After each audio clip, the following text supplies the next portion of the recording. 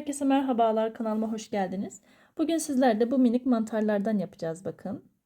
Ölçüsüne baktığımız zaman şöyle yaklaşık 4 santim. Evet, 4,5 santim falan geliyor.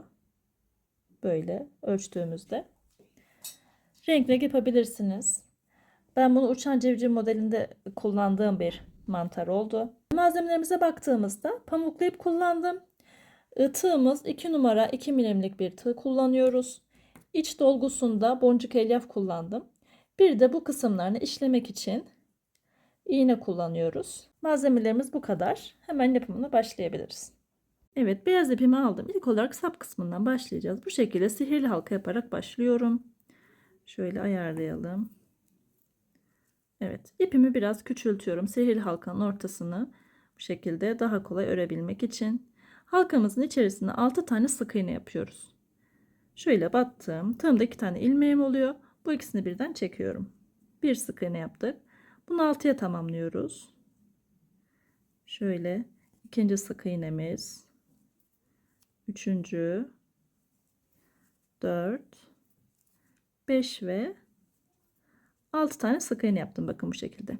Şimdi bu ipimi çekiyorum. Sihirli halkamızın ipini şöyle tutup ilk yaptığımız sık iğnenin tepesine batarak ilmek kaydırma yapıyoruz.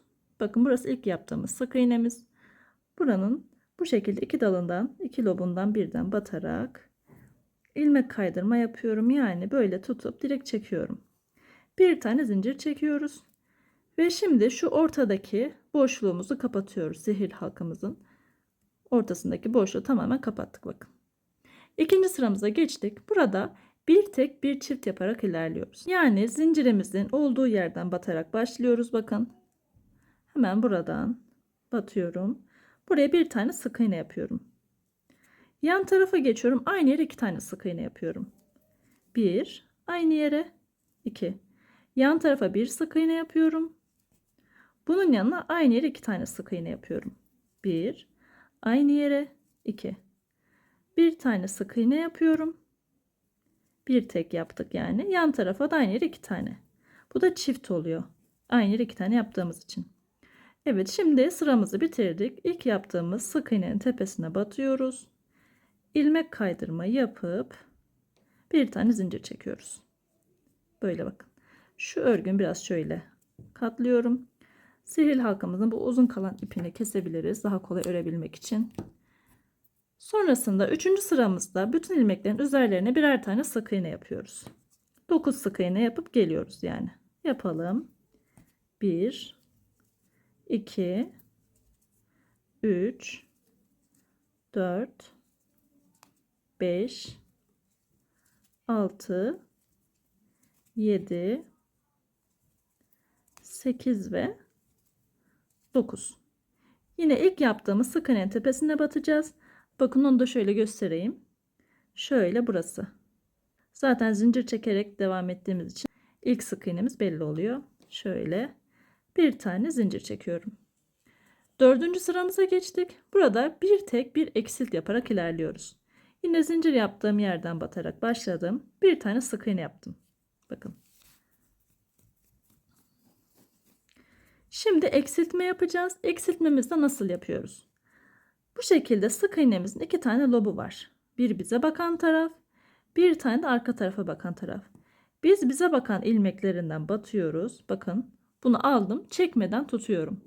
Bir de yan taraftakinin ön ilmeğinden batıyorum. Bu ikisini birden çekip eksiltmemi tamamlıyorum. 2 ilmeği birlikte örmüş olduk yani. Yan tarafa bir sık iğne. Bunun yanına bir tane azaltma. Bakın ön ilmeklerinden ikisini de ön ilmeğini alıyorum. İkisini birden böyle çekip eksiltmemi tamamlıyorum. Bir sık iğne yapıyorum. Bir tek bir eksilt yapıyorduk çünkü. Bir tek yaptım. Şimdi 2 tane ilmeğim kaldı. Onlara da azaltma yapıyorum. Ön ilmeğini aldım. Diğerinin ön ilmeğini aldım. Bu şekilde eksiltmemi tamamladım. Yine ilk yaptığımız sık iğnenin tepesine batarak bakın burası ilmek kaydırma yapacağım. Böyle 2 dalından birden batıyorum. İlmek kaydırma yapıyorum. Bir tane zincir çekiyorum. Şimdi 2 sıra 6 sık iğne olarak örüyoruz. Farklı hiçbir işlem uygulamadan 5 ve 6. sıraları 6 sık iğne olarak örüyoruz. Örelim. 1 2 3 4 5 ve 6. sık iğnemiz. İlk yaptığımız sık iğnenin tepesine batıyoruz. İlmek kaydırmayı yapıp bir tane zincir çekiyoruz. 5. sıramızı da tamamladık. 6. sıramızı da aynı şekilde bütün ilmekleri birer tane sık iğne yaparak örüyoruz. Örelim.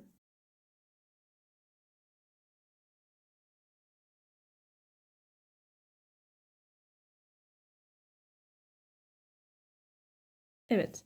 Şimdi 7. sıramıza geçtik. Burada bütün ilmeklerin üzerlerine birer tane artırma yapıyoruz. Yani toplam 6 tane artırma yapmış olacağız. Hemen zincir yaptığım yerden başlıyorum. Bir sık iğne. Aynı yere bir tane daha sık iğne. Aynı yere 2 tane yaptık. Yan tarafa geçiyorum. Bir sık iğne. Aynı yere ikinci sık iğnemiz. Bu şekilde toplam 6 kere tekrarlamış oluyoruz bu işlemi. Şimdi 3. artırmamı yaptım. Yan tarafa 4. artırmayı yapıyorum. 1 aynı yere 2 yan tarafa 1 aynı yere 2 ve son artırmamdayım. Bakın son artırmamız 6. artırmamız yani 1 aynı yere 2. 12 tane sık iğnemizi tamamladık. Toplam 12 tane sık iğnemiz oldu. İlk yaptığımız sık iğnenin tepesine batarak ilmek kaydırma yapıyoruz. Bir tane zincir çekiyoruz. Bu sıramızda 8. sıramıza geçtik. Burada da bir tek bir çift yaparak ilerliyoruz. Hemen battım zincir yaptığım yere bir sık iğne, yan tarafa aynı yere 2 tane sık iğne. 1 aynı yere 2. Yan tarafa 1, bunun yanına aynı yere 2 tane. 1 aynı yere 2. Yan tarafa bir sık iğne. Bunun yanına aynı yere 2 tane sık iğne. 1 aynı yere 2. Yan tarafa 1, yanına aynı yere 2 tane. 1 aynı yere 2 sık iğne. Bu şekilde bir tek bir çift yaparak ilerliyoruz. Bir sık iğne, yan tarafa aynı yere 2 tane sık iğne. 1 aynı yere 2. Son 2 tane ilmeğimiz kaldı bakın. Bir sık iğne, yan tarafa aynı yere 2 tane. 1 aynı yere 2. Evet, sıra sonuna geldik. Yine ilk yaptığımız sık iğnenin tepesine batarak ilmek kaydırma yapıyoruz. Bir tane zincir çekiyoruz. Son sıramızdayız. 9. sıradayız yani. Hemen zincir yaptığım yerden batarak başlıyorum. Bir tane sık iğne yaptım. Yan tarafta aynı yere 2 tane sık iğne yapıyorum. 1 aynı yere 2. Şimdi bundan sonrasında 2 tek bir çift yaparak ilerliyoruz. Yani yan tarafa bir sık iğne, bunun yanına ikinci sık iğnemiz. Bakın 2 tane sık iğne yaptım. Bunun yanına aynı yere 2 tane sık iğne yapıyorum. 1 aynı yere 2. Yan tarafa 1, bunun yanına ikinci sık iğnemiz. 2 tek yaptık. Yan tarafa da aynı yere 2 tane yapıyoruz. 1 aynı yere 2. Bu şekilde 2 tek bir çift yaparak sıra sonuna kadar geliyorum. Sıra sonunda bir tane ilmeğim kalacak. Oraya kadar örüyorum. 2 tek bir çift yaparak örüyoruz oraya kadar.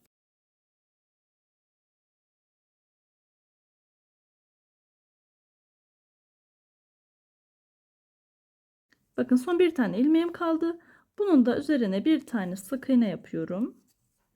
Ve sıramızı tamamlamış oluyoruz. İlk yaptığımız sık iğnenin tepesine batarak ilmek kaydırma yapıp bir tane zincir çekiyorum ve ipimi kesiyorum. Uzun kesmemize gerek yok. Bu kısmı tamamlamış olduk. Şimdi şapka kısmına geçelim. Üst kısmını yapalım yani. Üst kısmını morla yapacağım.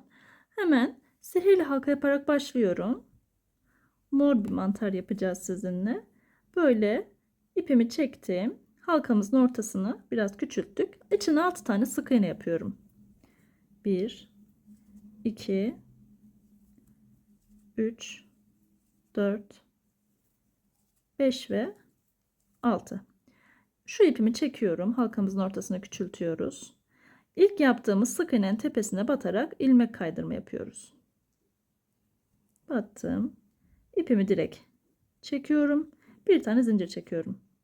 Şimdi şu sihirli halkamızın ortasını tamamen kapatabiliriz. Hiç açıklık kalmasın.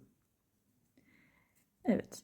İkinci sıramızda bütün ilmeklerin üzerlerine ikişer tane sık iğne yapıyoruz. Toplam 6 tane artırma yapmış oluyoruz yani.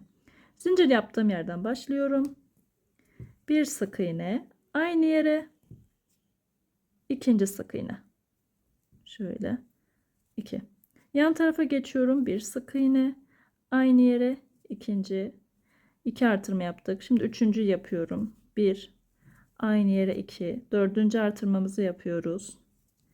1, aynı yere 2. Beşinci artırmamız 1, aynı yere 2 ve son artırmamızdayız. Bakın. Bir sık iğne yaptım. Aynı yere ikinci yapıyorum. İlk yaptığımız sık iğnenin tepesine batıyoruz. Şöyle hemen ilmek kaydırmayı yapıp bir tane zincir çekiyorum. Sihirli halkamızın ortası açıldı örerken. İyice kapatalım bu kısmı. Evet. Bu uzun kalan kısmını kesmek istiyorum. Üçüncü sıramıza geçtik. Burada bir tek bir çift yaparak ilerliyoruz. Hemen bu zincir yaptığım yerden başlıyorum. Bir sık iğne. Yan tarafa aynı yere 2 tane sık iğne. 1, aynı yere 2. Yan tarafa bir sık iğne. Bunun yanına aynı yere 2 tane sık iğne. 1, aynı yere 2. Bu şekilde bir tek bir çift yaparak sıra sonuna kadar geliyorum. Sıra sonu toplam 18 tane sık iğnem oluyor. Tamamlayalım.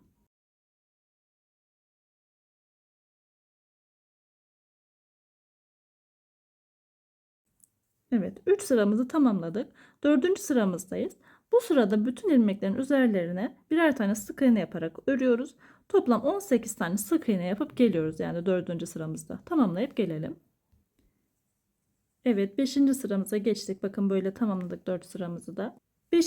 sıramızda bir tek bir çift yaparak başlıyoruz. Zincir yaptığım yerden battım. Bir sık iğne, yanına aynı yere 2 tane sık iğne.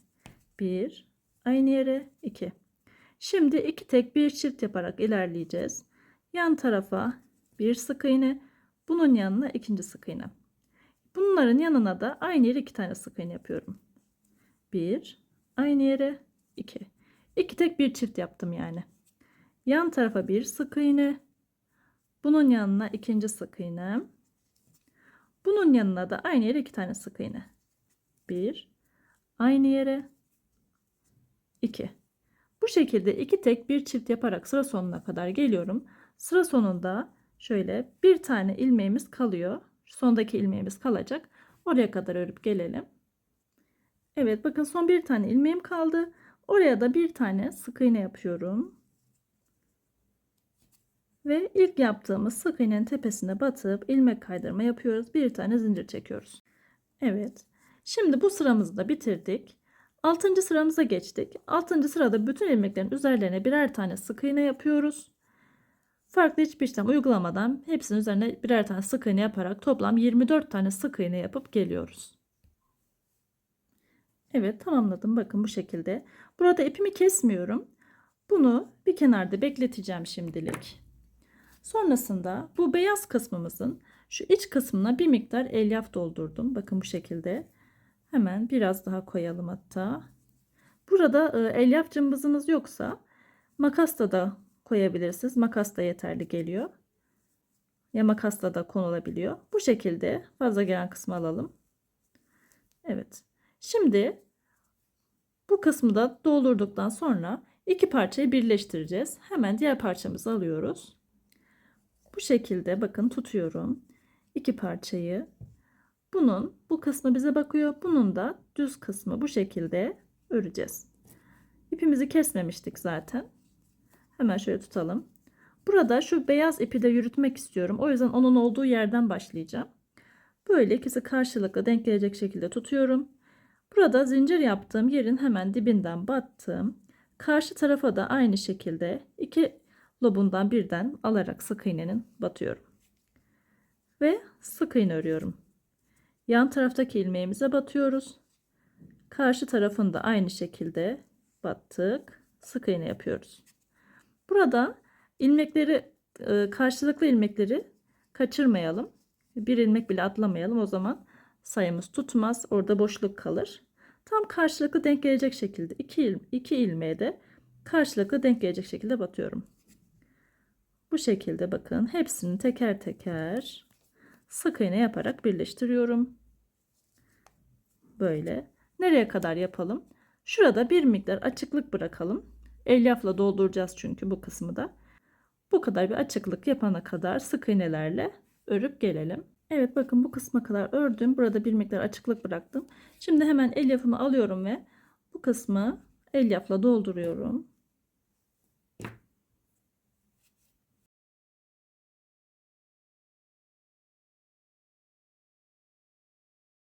Evet bu kadar yeterli. Bakın böyle doldurduk. Şimdi kalan kısımları da sık iğneler yaparak tamamlıyoruz. Sonrasında birleşme kısmını bitirmiş olacağız. Bu kısmı da hemen tamamlayalım.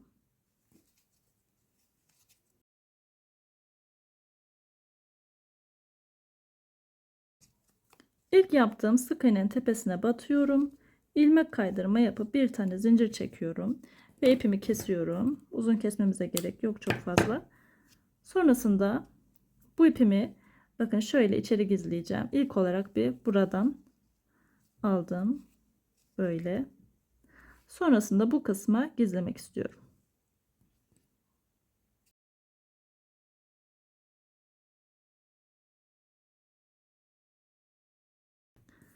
Sonrasında bunu içeri gizleyelim.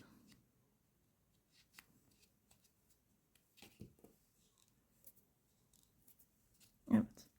Bakın böyle tamamlamış olduk. Şimdi üzerinin beyaz işlemelerini yapacağız. Onun için de hemen beyaz ipimizi alıp geliyoruz. Evet, beyaz ipimden bir miktar kestim ve iğneme geçirdim bakın. Şimdi bunu bu şekilde tutup bakın şu beyaz kısımdan içeri girdireceğim. Şöyle herhangi bir yerden çıkardım. Burada biraz uzunluk bırakıyorum. Tamamen içeri gizli çekmiyorum ipimi.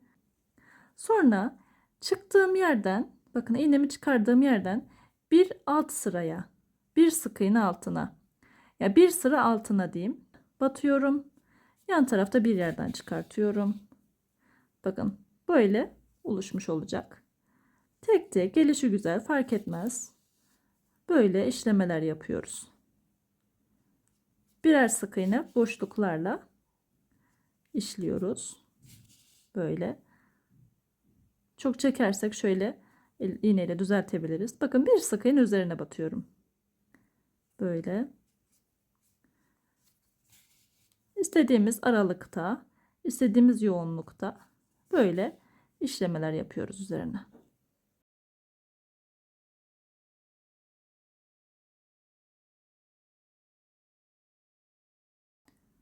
Evet bu kadar yeterli benim için. Son parçayı da yapıp burada ilk giriş yaptığımız yerden iğnemizi çıkartıyoruz. Aynı noktadan çıkardım. Bakın böyle oldu. Burada ipimi şu uzun çok uzun kısmı keselim. İpimizi bağlıyoruz iki parçayı.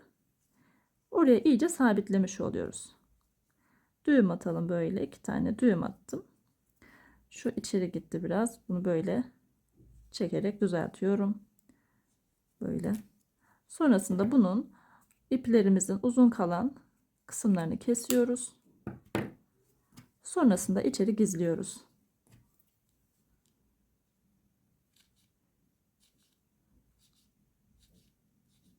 Evet. Bu şekilde tamamlamış olduk. Bakın. Gayet güzel ve kibar bir parça oldu. Bu şekilde anahtarlık olarak da kullanabilirsiniz. Farklı yerlerde de değerlendirebilirsiniz. Beni izlediğiniz için teşekkür ediyorum. Bir sonraki videomuzda görüşmek üzere. Şimdilik hoşça kalın.